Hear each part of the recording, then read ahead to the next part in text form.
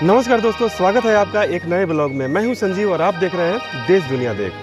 आज आपको इस ब्लॉग में देखने को मिलेगा विश्व का 7वां अजूबा, जी हां, ताजमहल। प्यार की निशानी ताजमहल। तो आइए शुरू करते हैं, एक्सप्लोर करते हैं।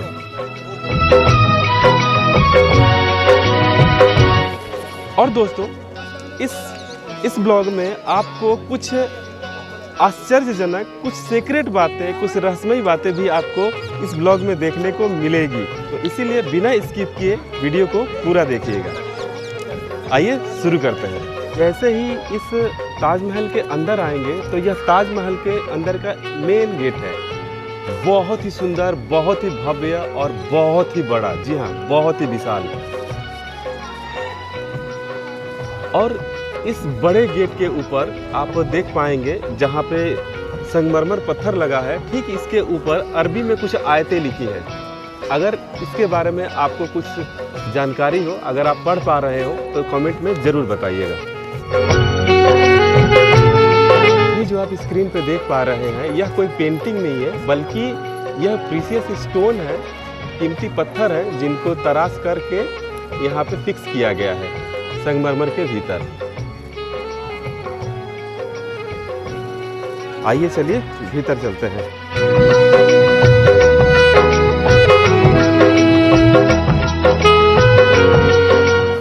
गेट से घुसते ही यह सुंदर सा नज़ारा यहाँ का।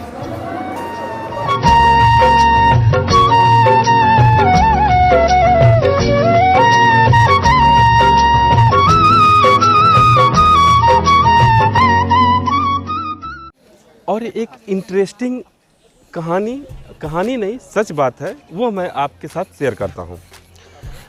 आप सोच सकते हैं कि यह ताजमहल कितने का होगा और कितने में बिक सकता है। हाँ, बिक सकता है जी।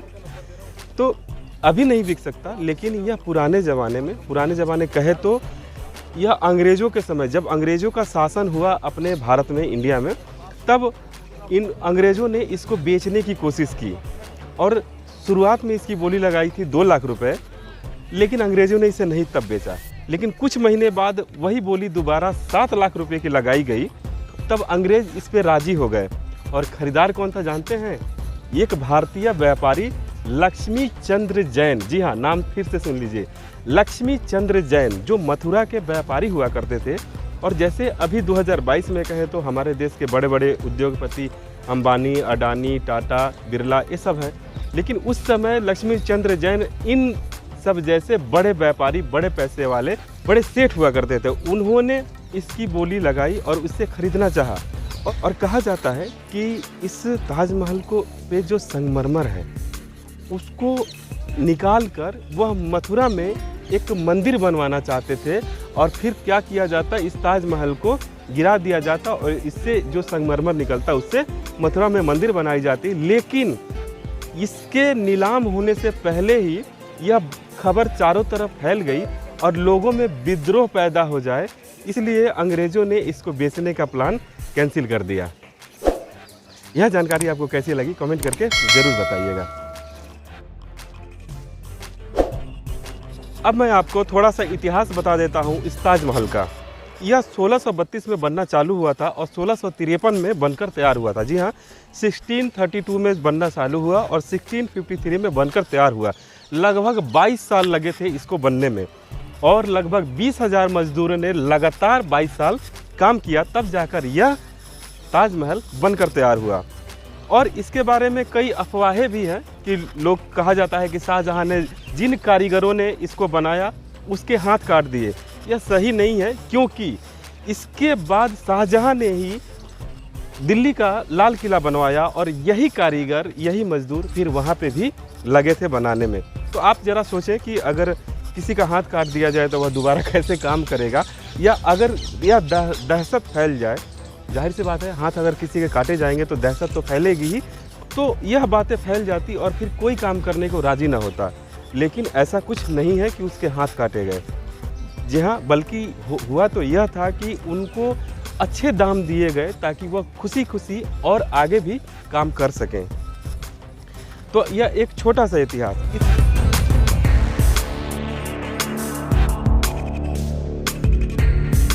इसके बाद मैं इसके बारे में और थोड़ी सी आपको जानकारी दे देता हूँ कि यहाँ पे जब ताजमहल बना तो यह ज़मीन जो थी राजा जयसिंह की थी, और राजा जयसिंह से किसी लड़ाई में या छीन कर नहीं लिया गया था यह ज़मीन, बल्कि राजा जयसिंह शाहजहां के दोस्त हुआ करते थे। जी हाँ, फ्रेंडली रिलेशन था इन दोनों के बीच में, और शाहजहां ने डिमांड करी कि आप मुझे यह ज़मीन दे दो, तो राजा जयसिंह तैयार हो गए देने के लिए, लेकिन इसके बदले में राजा जयसिंह को ज़मीन लेनी पड़ी, या कहें कि शाहजहां ने फ्री में यह ज़मीन नहीं ली, बल्कि इसके बदले में राजा जयसिंह को एक जगह दी, एक किला दिया यहाँ पे आगरा में ही, ऐसा कहा जाता है कुछ इतिहासकारों के द्वारा।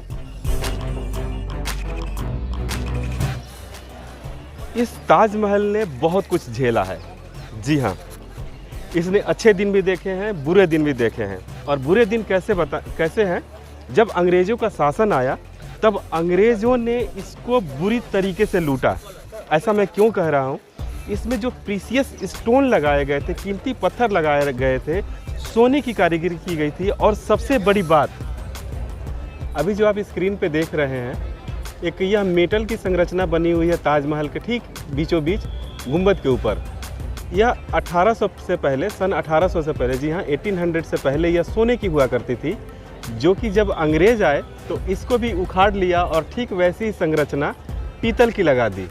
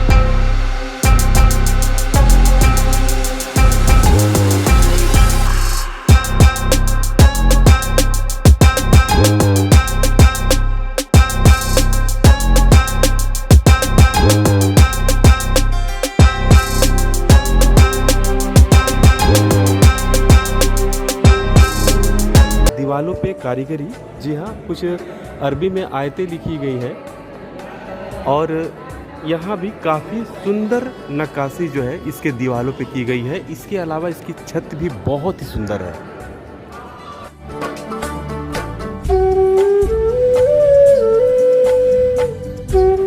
और यहाँ से बहुत ही सुंदर व्यू इस ताजमहल का। इस महीन कारीगरी से दीवार का कोई भी कोना नहीं बचा। जी हाँ, हर कोने में कारीगरी की गई है। देखिए।